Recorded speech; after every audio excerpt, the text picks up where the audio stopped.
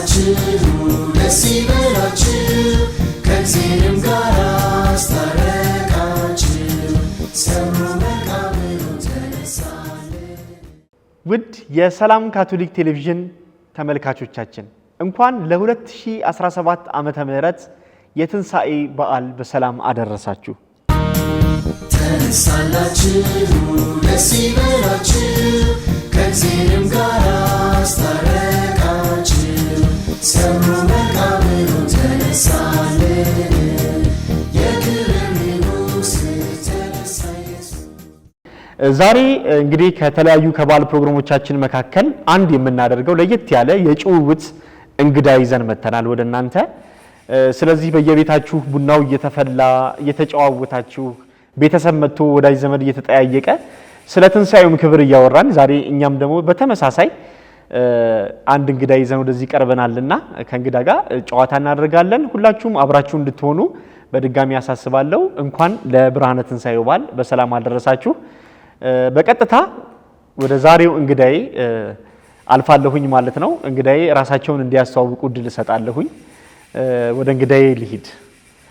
በመጀመሪያ እንኳን በሰላም መጡ ወደ እኛ ፕሮግራም።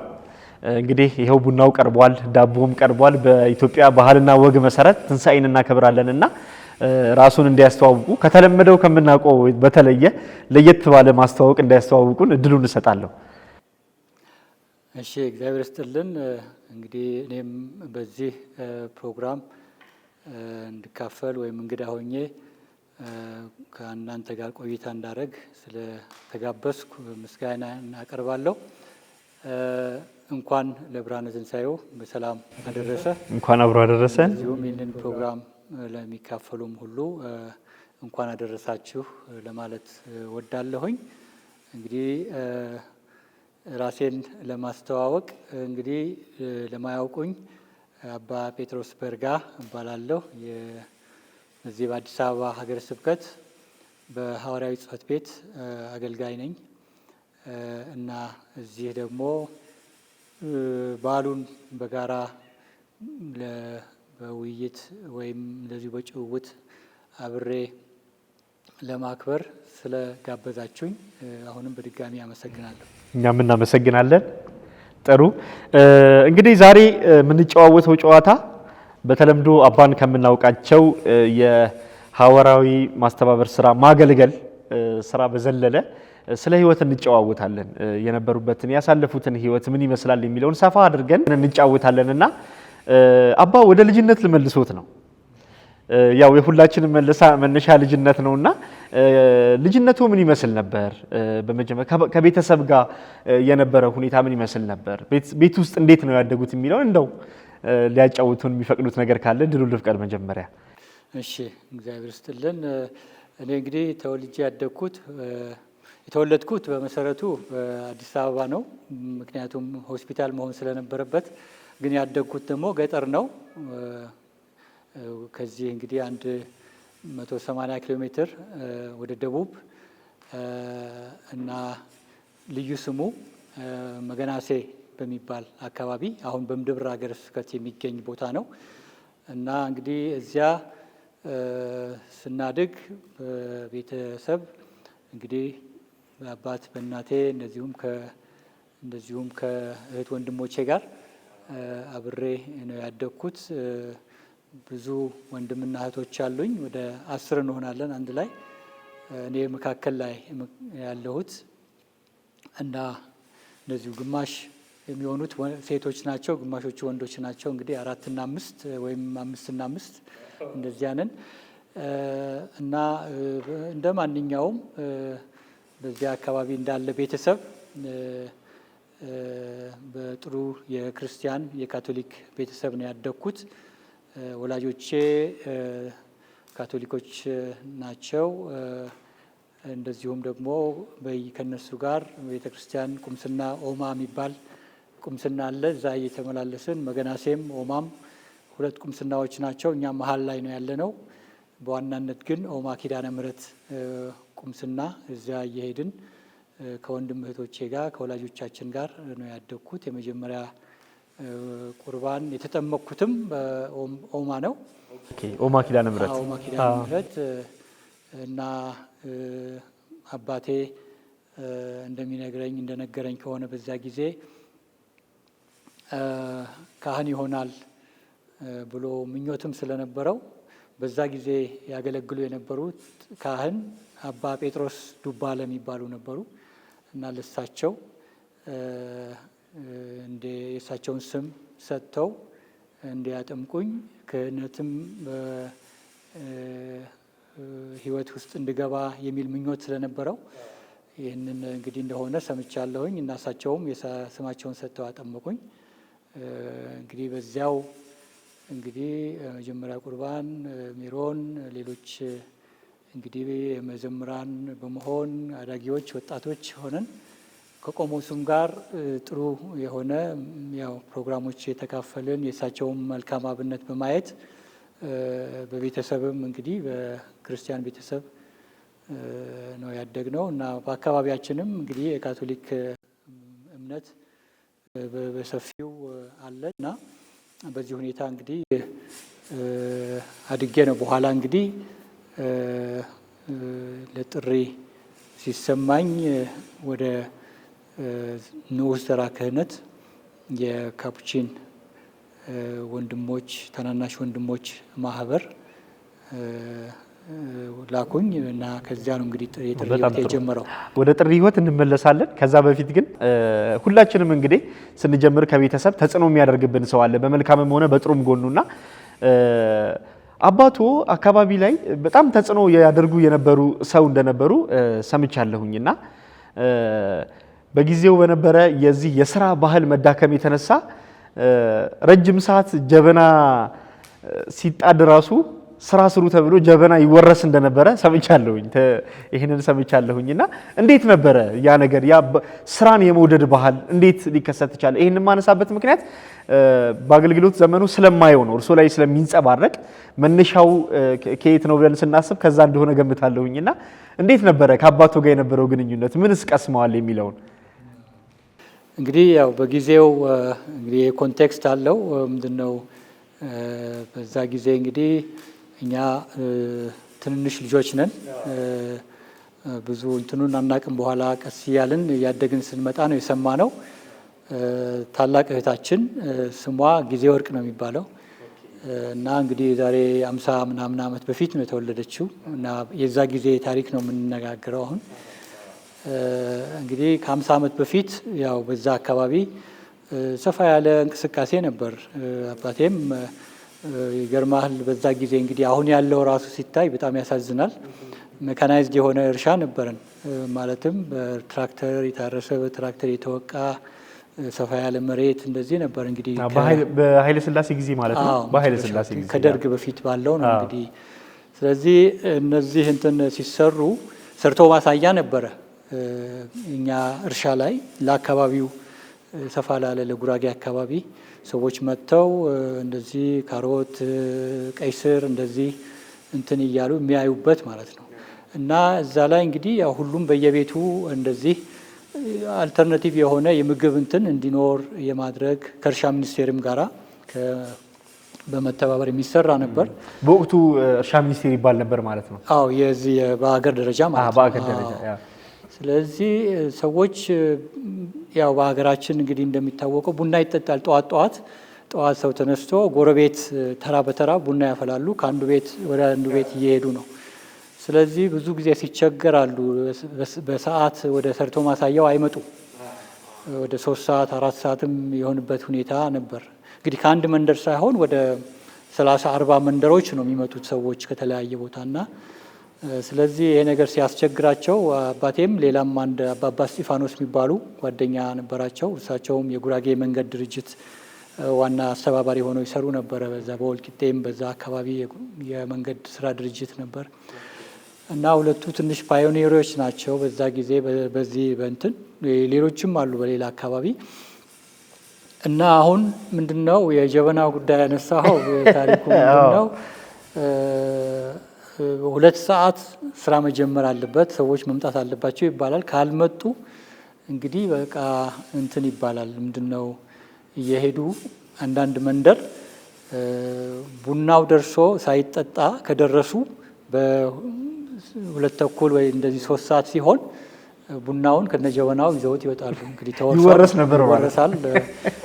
ከዛ ሰው ትምህርት ሆኖት በጊዜ ቡና እንዲጠጣ በጊዜ ወደ ስራ እንዲሄድ ለማድረግ ይደረግ የነበረ ነው። እንግዲህ ይሄ ታሪክ እንግዲህ ይሰማል። አዎ የሚገርም ነው። ምክንያቱም አሁን እንግዲህ ከረጅም ጊዜ በኋላ እንኳን ተወልጄ ባደኩበት ሞዴል አርሶ አደር እየተባለ ሽልማት ነበረውና ይሄ ነገር የአዲስ ነገር አይደለም እና በጣም የሚገርም ነው። ሜካናይዝድ በሆነ እርሻ በኃይለ ሥላሴ ጊዜ መኖሩ በጣም የሚገርም ነውና ከዚህ ጋር ተያይዞ አንድ አሜሪካዊ እናንተ ግቢ ጎጆ ቤት እንደሰራ ሰማሁኝ። እስቲ ስለዚህ እንጫወት። አዎ ሚካኤል ሳንታሬሊ ይባላል። ከካሊፎርኒያ ነው ያለው። አሁንም አልፎ አልፎ እንገናኛለን። አለ በህይወት አለ፣ ግን በጣም አርጅቷል። እሱ እንግዲህ በዛ ጊዜ የመጣው አጋጣሚ ነው እኛ ጋር የመጣው። ከኛ ጋር ግንኙነት ስለነበረው ሳይሆን የአሜሪካ ሀገር ፒስ ኮርፕስ የሚባል እንትን አለ። አሜሪካ ወጣቶች ወደ 20-25 እንደዚህ ሲሆናቸው ወይ ሚሊተሪ 1 ዓመት ግዴታ ወይ 2 ዓመት ሚሊተሪ ሰርቪስ ያደርጋሉ ወይ ደግሞ ውጭ ሀገር ሄደው እንደ የፒስ ኮርፕስ አባል ሆነው ኤክስፖዠር ይኖራቸዋል። ትሮፒካል ሀገሮች ሄደው እንደዚህ። በዛ ጊዜ ወደ ኢትዮጵያ የመጣ ነው ከጓደኞቹ ጋር። ስለዚህ አንዳንዶቹ ወደ ሐዋሳ እንደዚህ ተመድበው ሲሄዱ እሱ ደግሞ አጋጣሚ በእርሻ ሚኒስቴር በኩል ወደ እኔ አባት ተልኮ እዛ ይህንን ልምድ እንዲወስድ እና አብሮ እንዲያግዝ እንዲሰራ የተላከ ነው። እዛ ወደደው። እዛ መሆኑ እንደዚህ 2 ዓመት ካሳለፈ በኋላ እኔ እዚሁ ብቆይ ይሻላል እዚሁ አካባቢ ብሎ ያው አንድ ቤት አንድ ሰፋ ያለ ቆርቆሮ ቤት ነበረን። የተለያዩ ክፍሎች አንዱ ክፍል ያድር ነበር። እኛ ደግሞ ሌሎቹ ክፍሎች። በኋላ ደግሞ ጎጆ ቤት ሰራ እዛው ግቢ ውስጥ። ጥሩ ጎጆ ቤት ሰራ። አያንጠባጠብም። በዛ ጊዜ ሻወር ያለው ወጣ ብሎ ደግሞ ከኋላ እንደዚሁም ብራውን ለመሆን እንደዚሁ ትንሽ ራሱን ፀሐይ ያስመጣበት ቦታም አዘጋጅቶ ነበር። በኋላ ላይ ያስታውሳለን። እኔ በጣም ትንሽ ልጅ ነበርን በዛ። እህቶቼ ታላላቆቼ የበለጠ ያውቃሉ። በኋላ ደግሞ ያው እኛም ማወቅ ነው ከመሄዱ በፊት አንዳንድ እንግዲህ እንትኖች ያው እኛም የበለጠ ሰማን ማለት ነው። በጣም የሚገርም ነው። ቅድምም አሁን እንግዲህ እርስዎም እንትን ብለውኛል ነግረውኛልና ከዚህ ከጊዜን አስፈላጊነት ወይም ደግሞ ጊዜ ወሳኝ ነገር ከመሆኑ የተነሳ ጊዜ ወርቅ ተብላ ተሰይማ ነበርና የሚገርም ስያሜ ነው።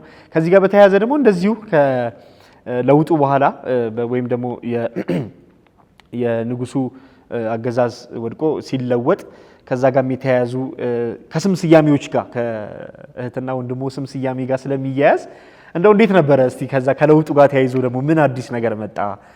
በኋላ ባላባት የሚል ስያሜ ከፖለቲካው ጋር የተነሳ ስለነበረ ምን ለውጥ ይዞ መጣ? ያስ እንደው ቢያጫውቱን እስቲ ስለሱ።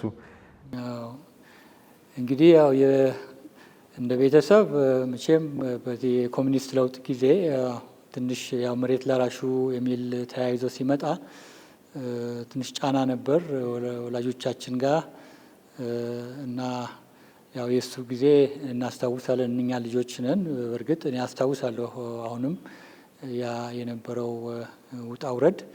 በተለይ አባቴ ሌላ ቦታ እርሻ ነበረው።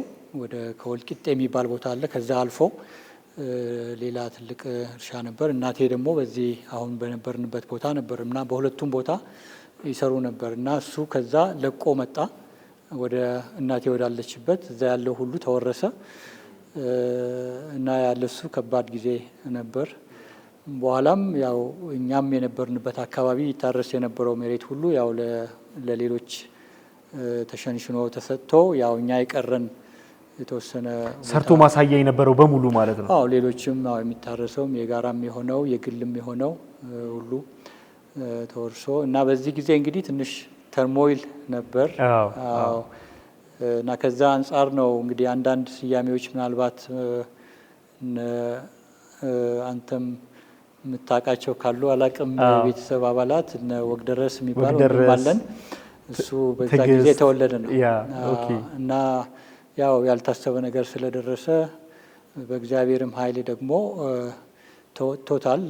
እንግዲህ በህይወት ተርፈዋል። ብዙ የሱ የአባቴ ጓደኞች ተገድለዋል። በዛ ጊዜ አካባቢ ሁሉ ከፍተኛ የቀይ ሽብር ጊዜ በነበረ ነው። እሱ አባቴ ወደ አዳማ ናዝሬት ለ2 ዓመት መቆየት ነበረበት።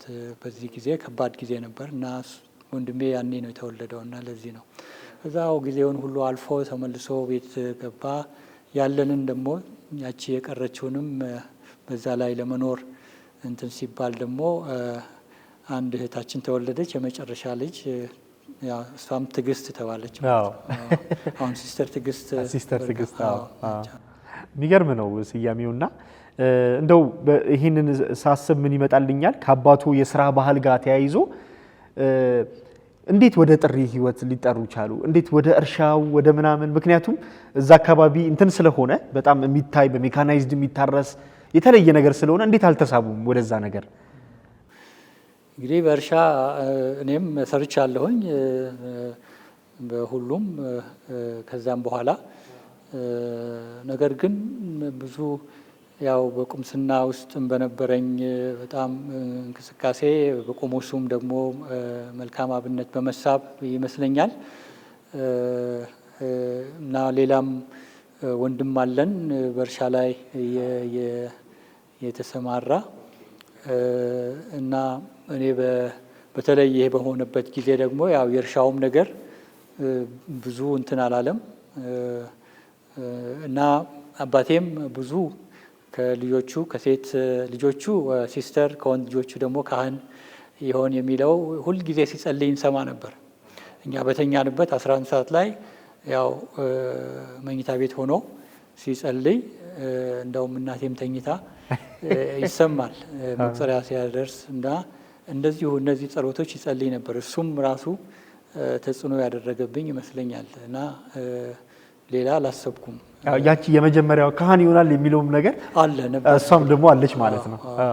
እስቲ በዚሁ ተያይዞ እንግዲህ የጥሪ ህይወት መነሻን ምክንያቱም የልጅነት ህይወቱን እንደ ባህር ነው ሰፊ ነውና አያልቅም። ስለዚህ እንዴት ደግሞ ወደ ጥሪ ህይወት መጡ የሚለውን ደግሞ እስቲ እንጫወት። እንዴት ነው የጥሪ መነሻ?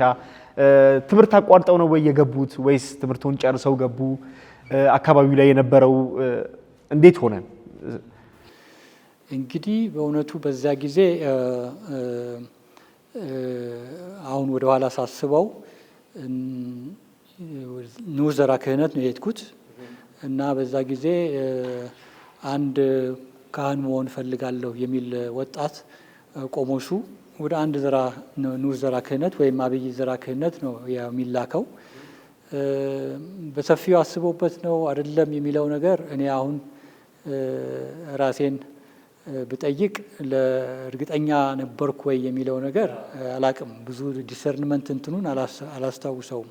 ነገር ግን ካህን የመሆኑ ነገር ፈልግ ስለነበረው ነው የገባሁት። ባይሆን አሁን ሌላም በትምህርቴ በዛው መቀጠል እችል ነበር። የቤተሰቡ ተጽዕኖም ብቻ አይደለም ማለት ነው፣ የውስጥ ተነሳሽነቱም አለ ነበር እና በሂደት ነው ያው ለዘራ ክህነትም ለመሞከር ለመማርም ነው የሚካሄደውና ስለዚህ በአካባቢያችን የነበሩ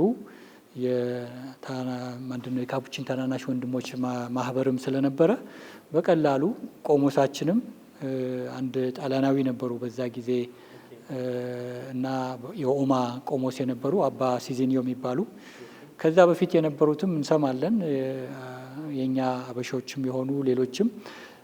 ነገር ግን በሳቸው ጊዜ ነው እኔ ወደ ሴሚናሪ የሄድኩትና እና 1 ዓመት ዱቦ ሄጄ ወላይታ 7ኛ ክፍል እዛ ነው የተማርኩት። ከዛ በኋላ 8ኛ ደግሞ ሆሳና፣ ከ9 እስከ 12 ደግሞ እዚህ አዳማ ናዝሬት ካፑቺን ሴንት ጆሴፍ ነው የተማርኩት። ከዛ በኋላ ኖቪሼት አድርጌ እሱም መገናሴ ነበረ ተሞክሮ አመት። ከዛ ጉለሌ 2 ዓመት የፍልስፍና ትምህርት እዚያው ገዳም አደረኩ። እንግዲህ በዚህ ጊዜ እንግዲህ ያው የተሞክሮ ጊዜ ነው እና ክህነት ህይወት መምረጤን እርግጠኛ ሆኜ በሂደት ቀጥዬዋለሁ እና ያው ከዛ በኋላ ያለው ደግሞ ሌላ ምዕራፍ ነው። ወደ ሌላ አገር ሄጄ ነው ቴዎሎጂ ወይም ነገረ መለኮት ስነ መለኮት የተማርኩት። እንዴት ነበረ ግን ያው የወጣትነት ህይወት ዋለ እገምታለሁኝ በጊዜው ወጣቶች ላይ የነበረ የፖለቲካ ፍላጎቶች ነበሩ ምናምን እንትን ነበረው ጥርጣሬ ነበር? አይ እኔ ቄስ መሆን እችላለሁ አልችልም የሚል ጥርጣሬ ነበር ወይስ በሙሉ ልብ ነበረ?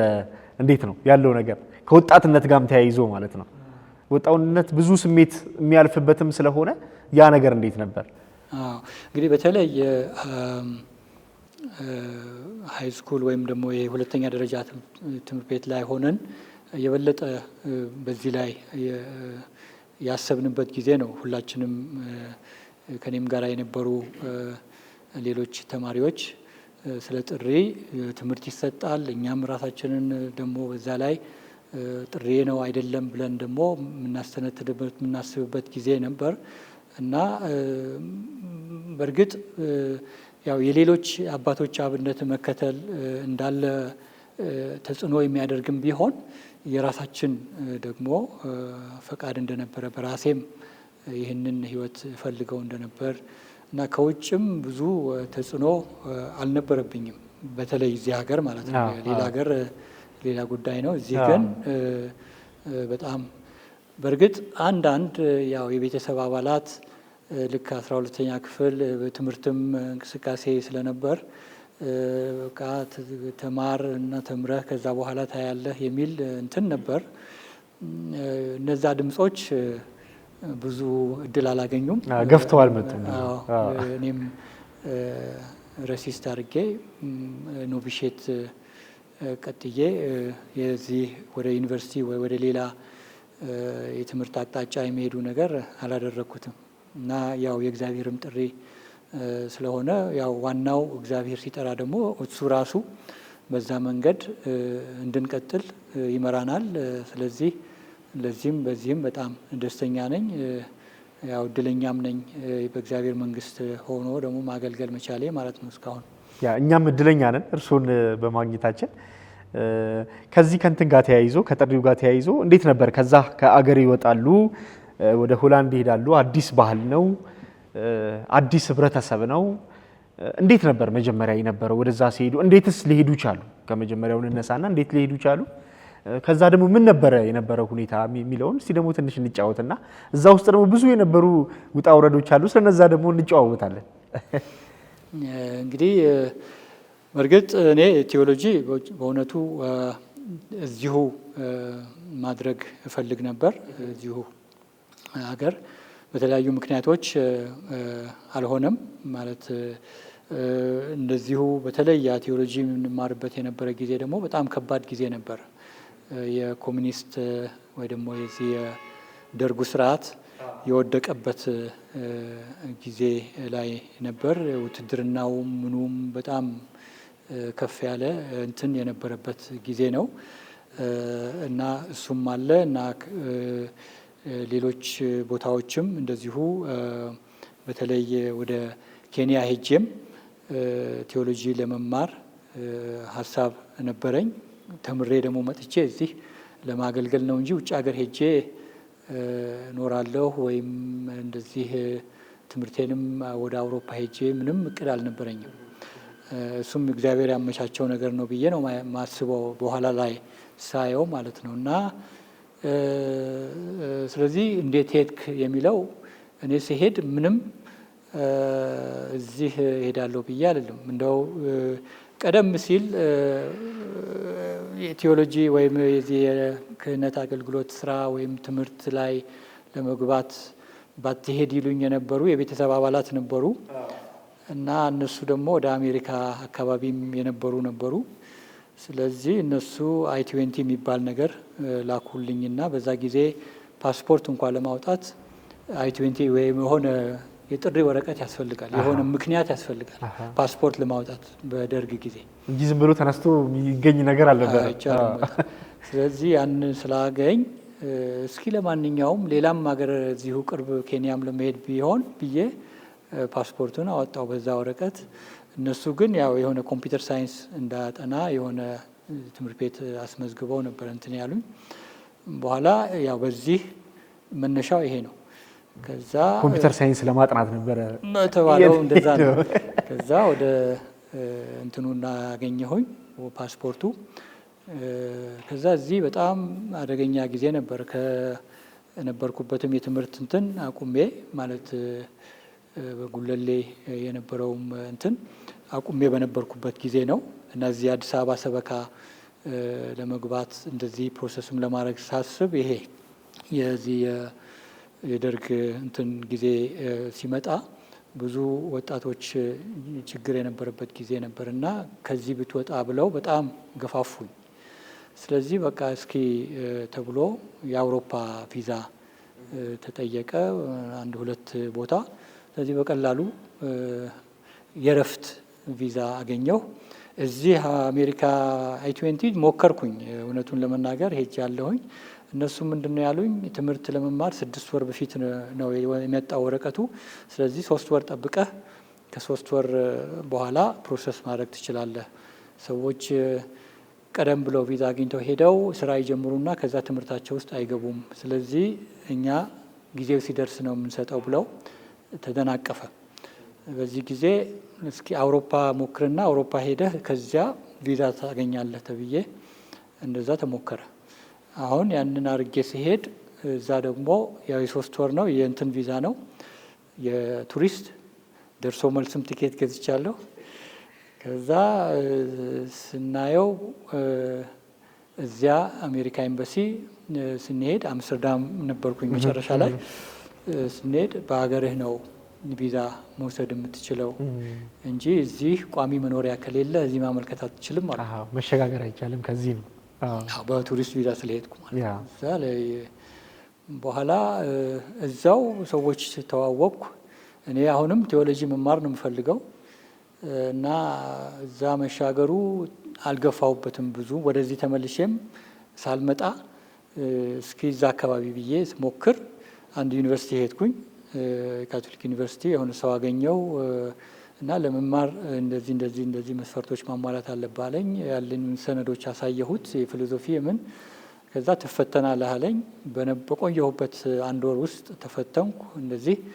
ከዛ ዩኒቨርሲቲ መማር ትችላለህ ሲሉኝ እኔ እንደዚሁ ሁሉ ነገር የተመቻቸ መሰለኝ። በኋላ ስሰማ አይ መጀመሪያ የተማሪ ቪዛ ማግኘት አለብህ አሉኝ። እሱን ደግሞ ለማግኘት ብዙ ነገር ነበር። ማለትም ፖሊስ ሲሄድ ፎሬን ፖሊስ በየወሩ 1000 ጊልደን የሚከፍልልህ ሰው እንደዚህ ብለው 1000 ጊልደን የሚባል የዛ ሀገር ገንዘብ በዛ ጊዜ አሁን ዩሮ ነው ከዩሮ በፊት ማለት ነው። አዎ እና አሉኝ እንግዲህ በየወሩ ይሄ እንደ ስኮላርሺፕ ማለት ነው። ዩኒቨርሲቲው ደግሞ ለሎካል ዩኒቨርሲቲ ተማሪዎች ስኮላርሺፕ ይሰጣል። እኔ ደግሞ የውጭ ዜጋ ነኝ። ራሴ ከፍዬ መማር የምችል ከሆነ እማራለሁ፣ ካልሆነ በኋላ እንዲህ ሲሉኝ አጉል ሆነ እና ዘመዶቼን ጠየቅኳቸው። እዚህ እንደዚህ አግኝቼ ነበር እና እዛ ከሚሆን እዚህ ክፈሉልኝ የሚል አንዳንድ ሰዎች ሞከርኩኝ እና ቀላል አልነበረም፣ ምክንያቱም ወዲያው ማሳየት ስለሚያስፈልግ። በኋላ በሂደት አንድ ሰው አገኘሁኝ እንደዚሁ ጋራንቲ የሚፈርምልኝ እና ከዚያ በዚያ እንትን ገንዘብ ሳይሆን ጋራንቲውን ከዛ ወደዚህ ተመልሼ መጣሁ ድጋሚ ማለት ነው። አዎ ምክንያቱም ቲኬት ስለነበረኝ። ከዛ በዛው መሀል ያው ቋንቋ ተመዝግቤ ከዚህ $700 ይዤ ሄጄ ነበር። እሱ ሲመነዘር 1400 ምናምን እንትን ሆነ። ያንን በዛ ቋንቋ ተመዘገብ ምናምን ከዛ ተመልሼ ወደ ቋንቋው ትምህርት ሄድኩኝ። ያው ዩኒቨርሲቲም በዛው ቀጠልኩኝ። ግን ስቲል ገንዘቡ ከባድ ስለነበር ያው እየሰራሁ አርብ ስራ ነበር ለ1 አመት። እንደዚሁም ደግሞ ከቋንቋ ትምህርቱ ጋር ማለት ነው። ቋንቋ ትምህርቱ ጋር የተማሩ ስራ ይሰሩ ነበር። አዎ ከዛም በፊት ያው ሙሉ ጊዜ ሱፐርማርኬት ሰርቻለሁ። አትክልት ክፍል የሚባል አለ፣ ትልቅ ዲፓርትመንት ነው እና ከባለቤቱ ጋር ባለቤቱ አያቱ አሉ እና አንድ 5ኛ ፎቅ እሳቸው ጋር እንትን እያልኩ በቴሌቪዥን ሰብታይትል እያየው ቋንቋውን እየተማርኩ 4 ወር ቋንቋ እንትን አረኩኝ። ቀንም ትንሽ የሚያስተምረኝ ሰው ነበር። ከዛ ክረምት ላይ እንደዚሁ የተወሰነ ተማርኩና ሰፕተምበር ደግሞ ሲመጣ ያው ትምህርት ስለሚጀመር በሰባተኛ ወሬ ብዬ በድፍረት ጀመርኩ ማለት ነው። ስለዚህ ቋንቋዬ ገና ነው፣ ግን እየተማርኩ እንትን እላለሁ በሚል 1 ዓመት ሌላ ከማጠፋ ጀመርኩ። እየተንገዳገድንም እንግዲህ እንትን አረግን። እነዚህ የሱፐር ማርኬት ባለቤቱ ደግሞ መኖሪያም ሰጠኝ። በትርፍ ጊዜ እዚያ እቃ መደርደር ሱፐር ማርኬት ምናምን እሱን አደረግኩ። ከዛ ከ1 ዓመት በኋላ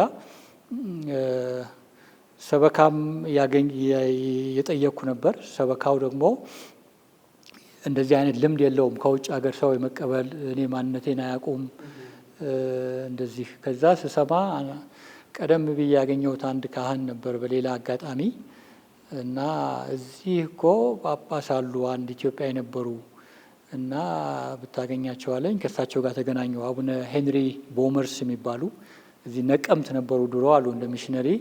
በኋላ ከዚህ ነው ወደዛ ሄዱት። በኋላ እሳቸው ጋር ተገናኘሁና ለሰበካው ዳይሬክተሩ የሴሚናሪ ዳይሬክተር ጋር እንድገናኝ ያደረጉ። እሳቸው ይዘውኝ ሄደው ለዳይሬክተሩ ነገሩት። ከዛ እሱ እንግዲህ እኔን ሲያይ ምን ማድረግ እንዳለበት አያውቅም። ምክንያቱም የእሱ ተማሪዎች ሁሉ ያው ከመንግስት ስኮላርሺፕ ያላቸው ናቸው። እኔ ምንም ገንዘብ የለኝም። ሰበካው ደግሞ እንደዚህ አይነት ልምድ የለውም። እንደዚህ እንትን ነበር። በኋላ እስኪለምዱት መንገድ እስኪፈለግም እንግዲህ ማደርና እዚህ መሆን ትችላለህ ተባልኩኝ። ከዛ ወደ ዩኒቨርሲቲው የተመላለስኩ ማለት ነው። እዛ የሚኖሩ ተማሪዎች አንዳንዶቹ ኮሌጅ ይማራሉ፣ እንደዚህ ሌላ ኮሌጅ ማለት ነው፣ ቴዎሎጂ የሚሰጥበት ሴሚናሪ ውስጥ ያሉት ማለት ነው። ሴሚናሪ ውስጥ ሴሚናሪ ይባላል እንጂ አብሮ የቴዎሎጂ ተማሪዎች የሚኖሩበት ነው። እና ስፒሪቹዋል ፎርሜሽን መንፈሳዊ ህንጸት እዛ ነው የሚሰጠው። ኢንቴሌክቹዋል ፎርሜሽን ግን ቴዎሎጂ ስነ መለኮቱ የተለያየ ዩኒቨርሲቲ ሄደው ይማራሉ። እዛ ላይ አንድ ላይ የጸሎት ፕሮግራም አለ፣ አንድ ላይ መኖር አለ። ስለዚህ ይኖሩ የነበረው ከነሱ ጋር ነበር ማለት ነው። በዛ ጊዜ ውስጥ ሌላም አንድ እዛው ይኖር የነበረ እዛ ዩኒቨርሲቲ ይማር የነበረ ነበር። እዛ 45 ኪሎ ሜትር ነው በትሬን ጠዋት የተመላለስን። እዛ ትምህርቴን በዩኒቨርሲቲ ጨረስኩ። ከዛ ደግሞ በቃ ቀስ እያሉ ሁኔታዬን በማየት እነሱም ከ3ኛ ዓመት በኋላ ኃላፊነት ወሰዱ ማለት ነው፣ ክፍያውንም እንትኑንም እና እኔ ደግሞ በቃ ያ በርደን በተለይ ይሄ ጽዳት ስራ ምኑ በ2ኛ ዓመት ቀስ እያለ ጠፋ። ሰዎችም እያወቁ ሲሄድ ወጪም እየቀነሰ ሄደ። በዛ እንደዚሁ ቴዎሎጂ ተማርኩ። ከዛው ለዛው እንትን ያው ዩኒቨርሲቲ ያሉት ሱፐርቫይዘሮች ተጠይቀው አንድ ሰው ብቁ ነው አይደለም ብለው ቴስቲሞኒ ከሰጡ በኋላ የሰበካው ያው እንትን አለ የሚመዝኑ። ከዛ የክህነት እንትን ተዘጋጅቷል ከተባለ ያው ጳጳሱ ለዚህ እንትን ያደርጋሉ። እና ኖርማል የሴሚናሪ እንትን አይደለም እንደኛ እንደምናስበው አንድ ቦታ የተለየ እንትን አለ። አሁን ግን ወደዚያ ተመልሰዋል እነሱም። አሁን ባለሁበት ሰበካም እኔም እዛ እያለሁ ልክ የኛ ባችን እንደጨረስን ጳጳሱ ሴሚናሪ ፎርሜሽኑ በድሮ መልክ እንዲሆን አድርገው ጀመሩት። እና እኔም በኋላ ከጨረስኩ በኋላ እዛ ማስተማር ጀመርኩ፣ ቁምስናም እየሰራው ማለት። ኦኬ እንደው ምን ሳስበው በዚህ ሁሉ ውስጥ የመጀመሪያ ቋንቋው ጉራጌኛ ነው። ከዛ አማርኛ ያው በጊዜው ይወራ ነበረ። እንደው የተለየ ሬልም ነው። ምንድነው የሚባለው ቋንቋ ውስጥ ራሱ ስሙ ራሱ ምንድነው የሚባለው? ሆላንድ ውስጥ የሚወራው ቋንቋ ሆላንድኛ ወይም ሆላንድኛ ዳች ነው የሚሉት። ዳች። እሱ ቋንቋ እንዴት ነው ግን አልከበዱትም? ጭራሽ እኔ በዛ ቋንቋ መማርን ሳስበው ደግሞ ግራ ይገባኛል። እንዲሁ ማውራቱን ኮሚኒኬሽኑን ይቅርና እንዴት ነበር ቋንቋ ላይ የነበረው? አልከበደም? መቼም ቋንቋው በአጠቃላይ ሰዎች ከባድ ነው ይላሉ። ከባድ ነው። ነገር ግን ያው ጊዜ ይወስዳል። ከባድ ስለሆነ ጊዜ ይወስዳል እንጂ ያው ሌላም የትኛውም ቋንቋ ቢሆን ተምሮ ሰው እንትን ይላል እና እንትኑም ደግሞ ፍላጎት ካለ እና ለአንድ ዓላማ እንትን ከተባለ ያው ግዴታም ስለሆነ ነው። እንግዲህ ዩኒቨርሲቲ ለመማር በዛ ጊዜ አንዱ መስፈርት ሆላንድኛ፣ እንግሊዝኛ እና ጀርመንኛ ወይም ፈረንሳይኛ ማወቅ ያስፈልግ ነበር። ስለዚህ የግድ እነዚህን መስፈርቶች ማሟላት ነበረብኝ። እኔም ደስ እያለኝ ለቋንቋም አውሮፓም የቀረሁበት ዋናው ምክንያት እንደዛ ነው። እዚያም ወደ አሜሪካ ለመሻገርም በምጠይቅበት ጊዜ እዚህ ብትመጣ ይሻላል እንደዚህ ብለውኝ ነበር። ያኔም ገና ከመጀመሪያ በፊት እዚህ እንሞክራለን ሲባል አንድ ማማክረው ሰውም ነበር እዚህ ነፍሱን ይማርና የመድኃኔዓለም ቁምስና የነበሩ አንድ ሰው ነበሩ። ድሮ አሜሪካ የኖሩ እዚህ ጠዋት ጠዋት ቅዳሴ ሲሄድ ከካፑቺን ከወጣው በኋላ ሁሌ መድኃኔዓለም ነበር የሚሄደው። ወልድ ኤርፖርት ነበር ዘመዶቼ ጋር ያረፍኩት እና እሱ ብዙ ነገሮች ይነግረኝ ነበር እና አሜሪካ የካውቦይ ታሪክ ነው ያላቸው እና አውሮፓ ብትሄድ ግን ብዙ ባህል አለ፣ ብዙ ቋንቋ አለ እና እዛ ብትማር ካገኘህ ብሎ መጀመሪያ የነገረኝ እሱ ነው። እና ለመሞከርም ያሰብኩት እንደደረስኩ እንደው ወደ አሜሪካም ለመግፋት ያላሰብኩት ያንን ሀሳብ ይዤ ነው እና ከእሱ ጋር አብረንም ሆነን መቁጠሪያ እያደረግን ወደ አንድ ኤምባሲ ሄድንና ስገባ እሱ መቁጠሪያውን 5ኛ እንትን ሲደግም እኔ ደግሞ ውስጥ ገብቼ ፕሮሰሱን ስከታተል ትዝ ይለኛል። ጥሩ ትውስታ ነው። ነፍሱን ይማር የመድኃኔዓለም አበራ አቶ አበራ የሚባል አቶ አበራ ነፍሳቸውን ይማር። በጣም ጥሩ። ከባህልስ አንጻር አሁን ኢትዮጵያ ውስጥ ያለውን የባህል ሁኔታ አለ፣ አፍሪካ ላይ በአጠቃላይ ለየት ያለ ባህል አለ፣ ዩሮፕ ላይ ደግሞ ራሱን የቻለ ባህል አለና እንዴት ነው ባህልስ ቶሎ አዳፕት አድርጉ ከምግብ ከምናምን አንጻር እንዴት ነበር የነበረው እሱ ሁኔታ ምን ይመስል ነበር? እንግዲህ እሱ በጣም ከባድ ነበር። በተለይ ሆላንድ በ80ዎቹ በ90ዎቹ በተለይ ከሪቮሉሽኑ በኋላ ነው ከ67ዎቹ ከሁለተኛ የቫቲካን በኋላ ጉባኤ በኋላ የነበረው እንትን በጣም ሊበራል የሆነ ባህል ነው ያላቸው። በጣም ነፃ ናቸው። ነፃ የሆነ እንትን እና እሱ ላይ እንግዲህ ለእኔ ብቻ ሳይሆን እዛው ላሉ በጣም ትራዲሽናል ከሆኑ ቤተሰብ ለመጡም ሰዎች ባህሉ በጣም ከባድ ነበር እና ለእኔ ደግሞ ከዛ በላይ በጥፍ ከባድ ነበር። በተለይ በዩኒቨርሲቲም ሴቲንግ ይሁን እንደዚሁም ደግሞ እንደዚሁ በኖርበት የነበረ ከተማሪዎች ጋር ከቴዎሎጂ ተማሪዎች ጋር ያለው አስተሳሰብም በጣም እየተለየ ነበር። ቀላል አይደለም። ከአመጋገብ ጀምሮ ያለው ነገር የሴሚናሪ አያያዝ ፎርሜሽኑ በጣም የተለየ ነው። ግር ይሉኝ የነበሩ በጣም ብዙ ነገሮች ነበሩ እና እኔ በቃ እንደ ሴሚናሪ ሲባል ያው እዚህ የምናውቀው አለ እና ትዝ የሚለኝ በቃ ዊኬንድ ሲደርስ እኔ በቃ ያቺን ቋንቋ ለማሻሻል ብዙ ጥረት አደርጋለሁኝ። ሌሎቹ ያው ከሰኞ እስከ ዓርብ አጥንተው ወደ ወላጆቻቸው ጋር ይሄዳሉ እና ሰኞ ጠዋት ወይም እሁድ ማታ ነው የሚመጡት እና የዊኬንድ ፕሮግራም ብዙ አልፎ አልፎ በወር አንዴ ብቻ ነው የነበረው እና እኔ በቃ ዊኬንዱ እዛ ሆናለሁ። እዛም ዊኬንድ በመጡበትም ልጆቹ ተማሪዎቹ ውጡ ይባላሉ። ከተማ መሄድ አለባችሁ ይላቸዋል ዳይሬክተሩ እና ቴብል ላይ ደግሞ የገጠማቸውን ዊኬንድ ያሳለፉትን ሁሉ ይነግሩታል ምንም እንትን ሳይሉ።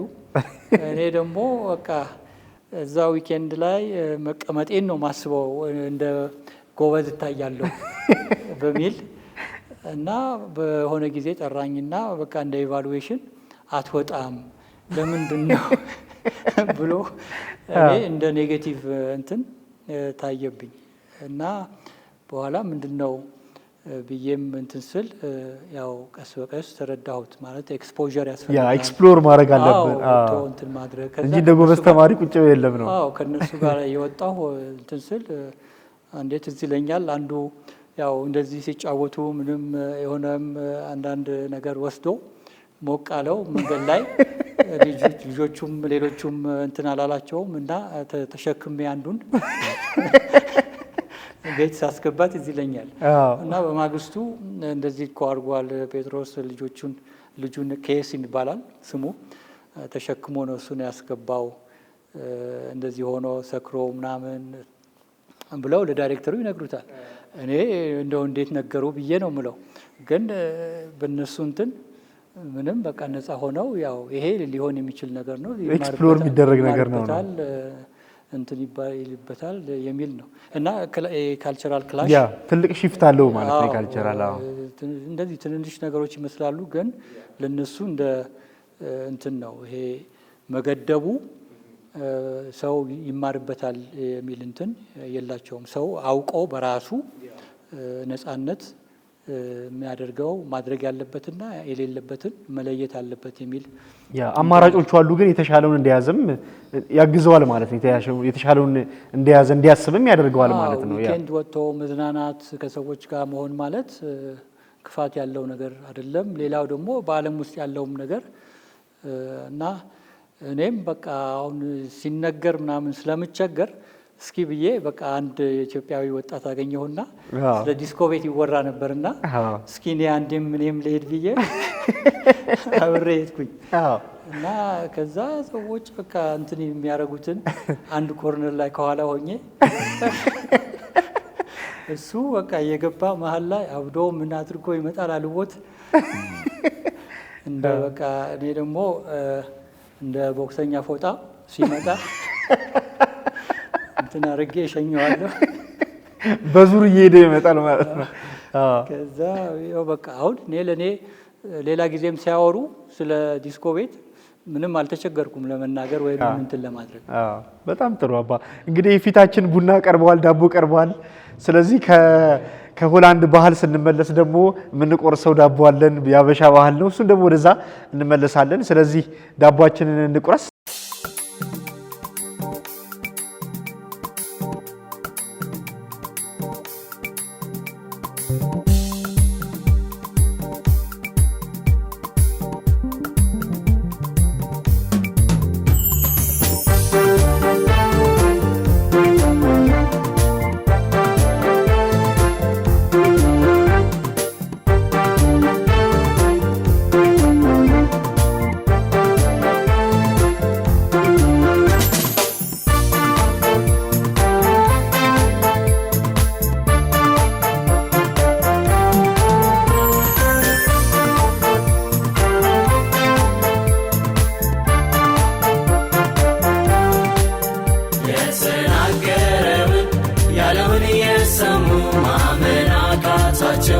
ድል መንሳቱን ሲያዩ እውነት ነው ተነስቷል።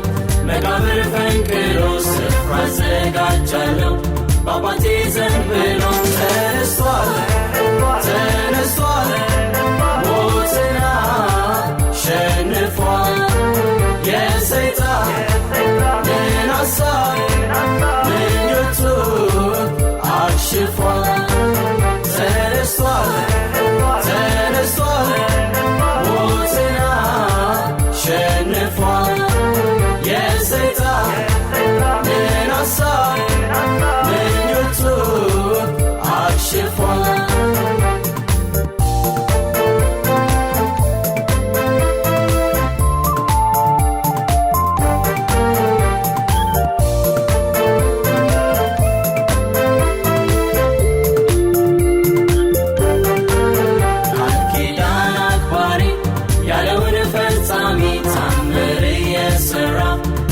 አስገራሚ መቃብር ፈንቅሎ ታየ ታምራቱ፣ እኛም ተደሰትን ስናይ ድል መንሳቱ። ተነስቷል፣ ተነስቷል፣ ሞትን አሸንፏል። የሰይጣንን ሐሳብ ምኞቱን አክሽፏል።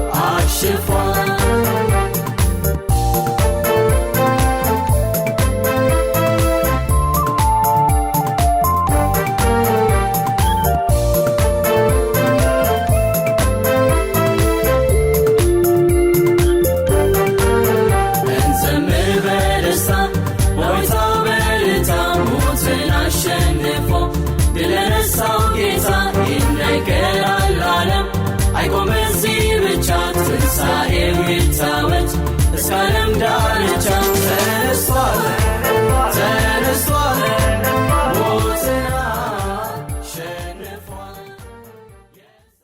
ውድ ተመልካቾቻችን ከክቡር አባ ጴጥሮስ ጋር ያደረግነው የበዓል ጭውውት በዚሁ አላበቃም። ቀጣዩን ክፍል በሚቀጥለው ሳምንት ይጠብቁ። እናመሰግናለን። ተነሳላችሁ ደስ ይበላችሁ ከእግዚአብሔርም ጋር አስታረቃችሁ